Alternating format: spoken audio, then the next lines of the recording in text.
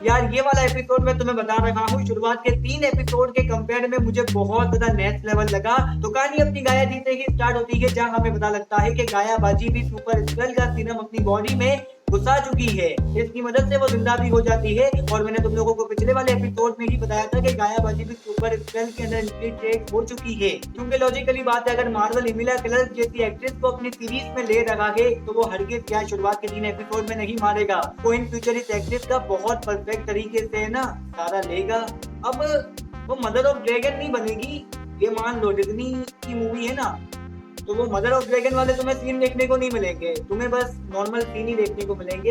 And फिर इसके बाद हमें पेरिस 2012 के सीन दिखाए जाते हैं, जहाँ पे अपने निक भैया वारा जी से मिलने के लिए जाते हैं। बेसिकली जो वारा है वो निक को 2011 के इवेंट के बारे में बताती है, और ये वही इवेंट है जहाँ पे हमें प्री एवेंजर्स की स्टार्टिंग देखने को मिली थी। एंड इसके अलावा इन दोनों के बीच और भी बहुत सारी बातें होती है, वो बॉन्डिंग बहुत ज्यादा थी। बस अपनी वारा जी के मुंह से ना ये सुनते हुए अच्छा लगा, दी एवेंजर्स। अब समझ रहे हो ना मेरी फीलिंग क्या है। फिर इसके बाद डायरेक्ट कहानी रॉडी और बारा की साइड पे मूव होती है, जहां हमें पता लगता है कि रॉडी निक को मारना चाहता है। अब यहाँ पे ये बात क्लियर नहीं होती कि आखिर रॉडी निक को जाके खुद क्यों नहीं मार देता, तो इसलिए वो बारा का सहारा लेता है। तो शहरी बंदे के बारा का सहारा ले लिया।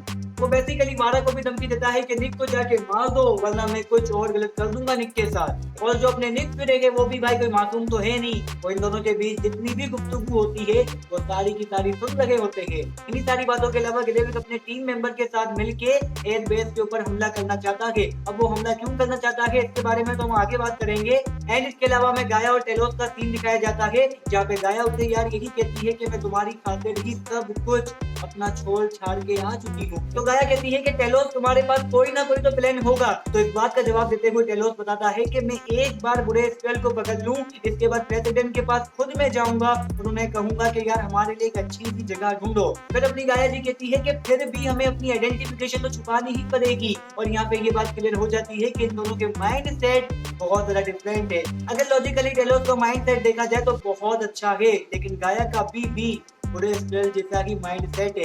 इन्हीं सारी बातों के अलावा तुम्हें याद ही होगा कि अभी काफी टाइम से रूमर्स चल रहे थे कि रॉडी भी स्पेल है, तो अब इस शॉर्ट से ये बात का भी खुलासा हो गया कि रॉडी भी या स्पेल में इन्फिल्ट्रेट हो चुका है। इसी के साथ अगेन निक और रॉडी की मुलाकात होती है, तो इन दोनों की अगेन बहस चल जाती है। निक फिर यार बड़े सिंपल के अंदाज में कहते हैं कि दुनिया के ऊपर या स्पेल आ चुके हैं, और रॉडी अगेन इस बात को डिनाई करता है। रॉडी ये बात जानता है कि स्पेल ही दुनिया में है, क्योंकि वो खुद भी तो एक स्पेल ही है ना, तो इस बात को तो वो लाजमी से डिनाई करेगा ही करेगा। एंड इसके अलावा रॉडी निक को ब्लैकमेल भी करता है, क्योंकि तुम्हें याद ही होगा कि मॉस्को में जब इंसिडेंट हुआ था तो वहाँ पे निक ने ही मारिया को मारा था। अब आप और मैं ये बात जानते हैं कि वो निक नहीं था, वो बेसिकली ग्रेविक था। लेकिन समझ रहे हो ना कि रॉडी भी ब्लैकमेल अब कर रहा है। रॉडी भी जानता है कि यार वो ग्रेविक ही था, लेकिन बेचारे निक को बताना भी तो है।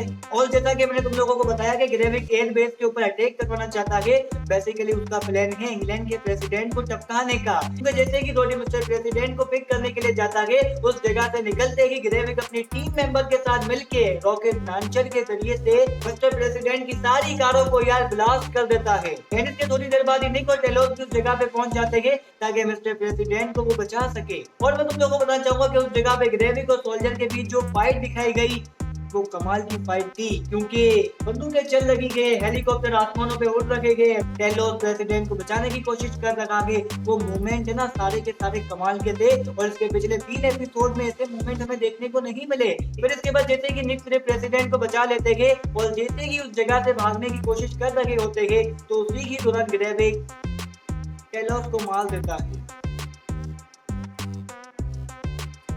अच्छी वाली केमिस्ट्री चल रही थी निक और टेलोस की, लेकिन खत्म जल्दी। एंड इसके अलावा हमें ग्रेविक की एक और पावर देखने को मिली, और वो पावर कोई और नहीं थी, अपने ग्रूट की थी। वो दरख्तों वाली पावर देखी ना तुमने, वो ग्रूट वाली ही पावर है। तो अभी तक ये लोग हम लोगों को टोटल 2 पावर दिखा चुके हैं, एक एस्टिमेट वाली पावर और दूसरी ग्रूट वाली पावर। अभी भी टोटल 2 पावर दिखाना बाकी है, देखते हैं वो 2 पावर किस तरीके से ये लोग यूज करेंगे। बाकी ये वाला एपिसोड यार टेलोस की डेथ के बाद है ना बहुत ज्यादा सीरियस मेरे लिए हो गया, क्योंकि टेलोस और निक की केमिस्ट्री है ना मेरे दिल को ऐसा ऐसा छू रही थी।